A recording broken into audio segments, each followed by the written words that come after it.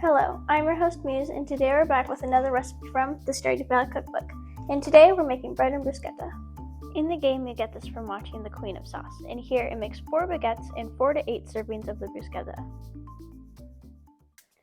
Now, in a large bowl, we're going to get 1 1/3 cups of lukewarm water, 2 teaspoons of honey, and we're going to mix that all up. This is just water, I can do this. It's just water. And yeah, mix that all up. And then we're going to get one packet of active dry yeast and pour that in and mix it all in and let it sit for 10 minutes. Now into that bowl with the yeast, we're going to add 1 1/2 cups of flour, 3/4 cup of whole wheat flour, we're using spelt, and 2 1/2 teaspoons of salt. And then we're going to mix it all together until it becomes like a shaggy dough. A quote from Eliot. Ah, tomatoes, like a gentle breeze atop a jagged mountain of crunchy bread. There's something poetic about the juxtaposition, no?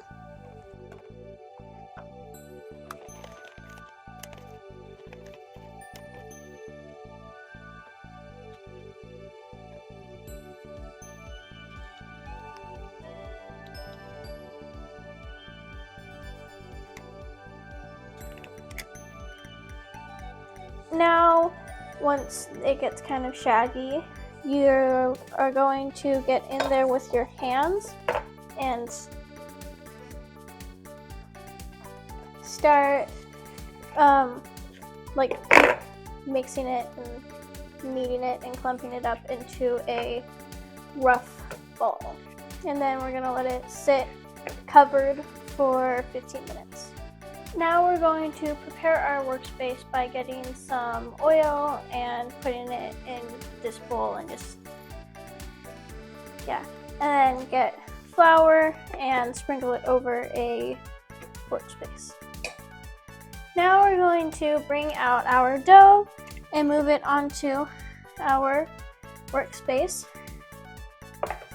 And we're going to keep kneading it until it starts getting more stretchy and elasticy, which should take about 8 to 10 minutes.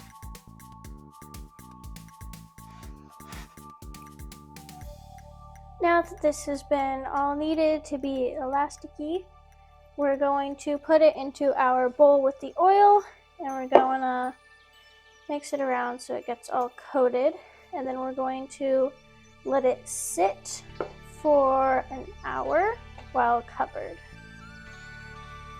Now we're going to bring our bread back and we're going to deflate it. And then we're going to fold in the edges so it gets back into more of a ball shape. And flip it over and let it sit for another 45 minutes while covered, and it should double in size again. Now we're going to do the same thing as last time. We're gonna deflate it and flip it over and squeeze in or push in the sides again to make a ball. Then flip it over and cover it and let it sit for another 45 minutes. Now we've brought over a baking sheet and we put parchment paper over it and dusted it with flour. We're going to move that over to the side. Oh, and this is upside down, so the bottom is facing upward. And then we're going to lightly dust our working surface with more flour, and then bring our dough back over. Now we're going to just kind of perfect. And then we're going to flatten this out into a 6-inch square. And then we're gonna cut them into 4 equal pieces. Now, working with one at a time, we're going to turn these into like 1/2-inch rectangles. And then we're going to, okay, I won't slice my finger. Then we're going to fold in the top and bottom, and then pinch in the seam and flatten it out. And we're going to do that one more time on each side, and then put them seam down onto the baking sheet and round the edges out as well.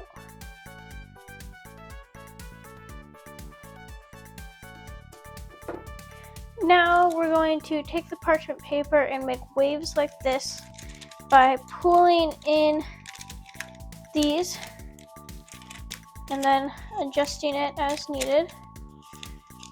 And then we're going to take a wine bottle or a rolling pin or something round and put it over here so it gets on the edges. Then hold it up with a can. Now we're going to let it sit for about an hour until they kind of puff up like jumbo marshmallows. Here on the bottom rack, we have a cast iron skillet. Then in the middle, we have an inverted baking sheet, and we're going to preheat our oven to 450. And then we're going to get in a small or medium saucepan. We're going to pour in 1 2/3 cups of water and make it boil. Now we're going to remove the bottles and cans. Then we're going to flatten this parchment paper out. And now I'm just gonna say this because it's all gonna happen really fast, and then I'll probably do a video. We're going to put this next to the tray that's been heating up in there. Then we're going to quickly pull this onto that tray and remove this one and like reposition it so it's over that cast iron skillet. Then you're going to quickly pour the boiling water into the cast iron skillet and close it so that the steam can help it rise more while it's baking.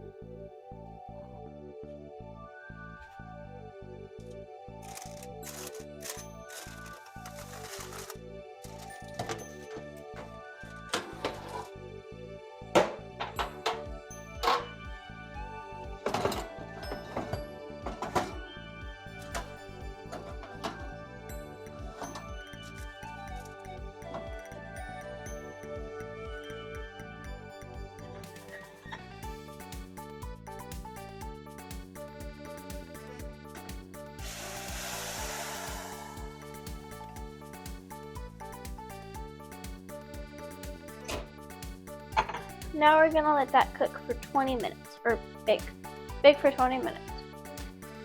We forgot to say, and also forgot to put little cuts in the bread that are like 1/2 inch deep, and to add that like French baguette look to them. I don't know why I'm doing this, there's nothing here. But you are going to get a cooling rack and put it on a baking sheet. We're gonna transfer our bread onto a cooling tray.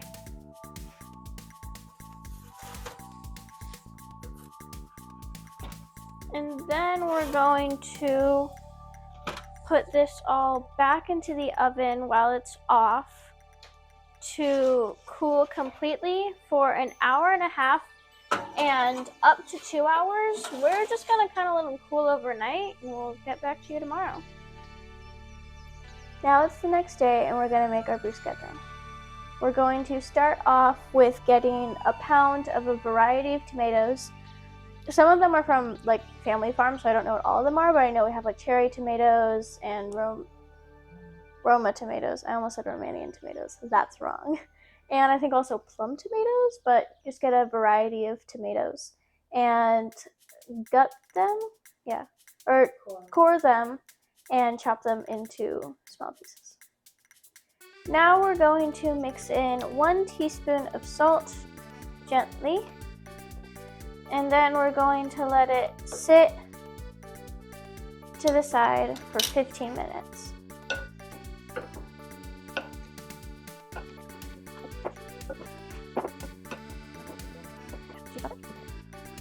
Now while you're letting that sit, you can preheat your oven to 375 degrees Fahrenheit. Now we're going to take 2 of our baguettes. Ours are they're a little special, but we love them. And they'll work. They're probably so good. And we're going to cut them diagonally on like half-inch pieces. I'm just gonna kind of get this end off. And it should make about, I think it's like 24 pieces. And then you're going to lay them out on a baking sheet in 1 even layer. Now we're going to get 3 tablespoons of olive oil, and then we're going to use that thingy that I was holding to brush on the oil onto our bread, which we also got perfectly 24 and we weren't even counting, so I think that gets us extra points. And you're going to wash or brush them on both sides. And then you're going to season them with salt. Now we're going to toast these in the oven for 20 minutes, flipping them over after 10 minutes. Now we're going to spoon out 3 tablespoons of the tomato water. Now you're going to get 2 tablespoons of olive oil and 1.5 tablespoons of red wine vinegar and stir it all together.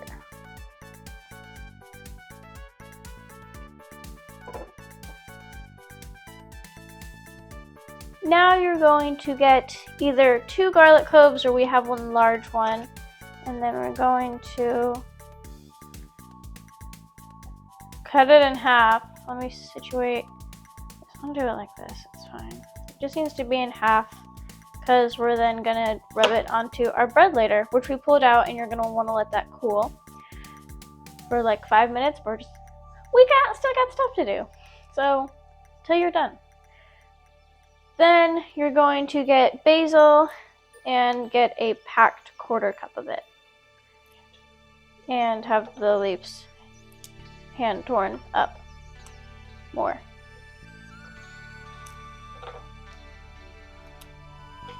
Now we're going to take those garlic halves and we're gonna rub them over the bread. And then you're going to get your tomato juice and brush it over the bread.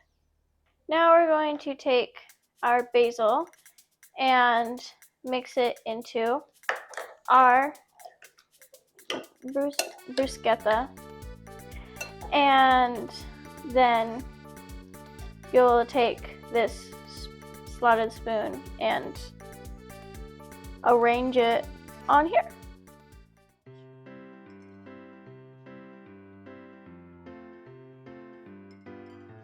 And now it's time to try it.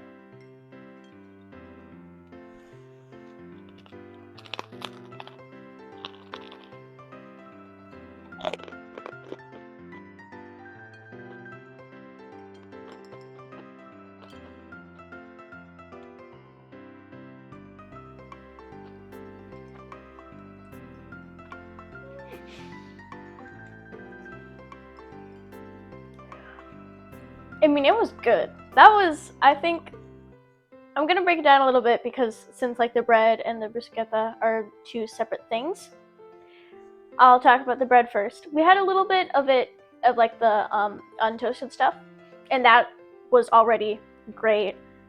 Homemade bread, loved that.